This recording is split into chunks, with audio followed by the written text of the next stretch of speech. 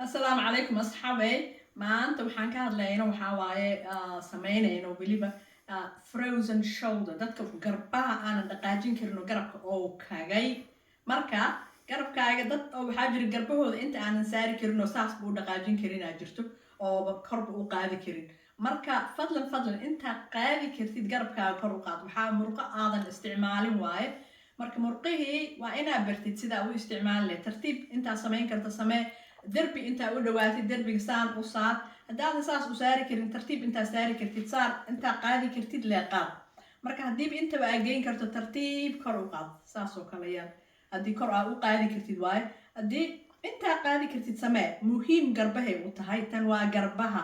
ay muxuu ahaay posturkaaga dhabar xanuunka iyo waxaasaytood iyo adina waa toosaysaaba sida adiga ku toosi lahayd muqahaaga inaa bartid waaye marka saan samee fadlan garbaha dadka xanuunayo aada u badan yihiin garbahan haddaadan isticmaalin hadhow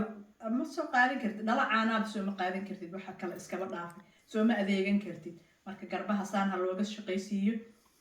hay aniga hoosaan u dhigaya laakiin markaa saan samaynaysid inta inaadan ka dejinin waayo oo inta aad isla sinto inta garabka inta inuu saan ula sinaado waaye haddii aad samayn kartid laakiin labada garbood waxaa jira midaadan kor u qaadi karin kan kale kan markaa qaadi kartid kan kalena uusan qaadmaynin ama saan oo kale kan kale uu yahay marka midkaa qaadi kartid qaadkan kalena ka daba keen tartiib haddaa meeshaas geyn karin tartiib meeshaa geyn kartid geey inta geey sida u dhaqaajin kartid haddaa kor geyn kartid waaba sidii la rabay marka ku dadaala asxaabay soo dhawaada salaamu calaykum waxaa kala kulantaana iisoo sheega fadlan salaamu calaykum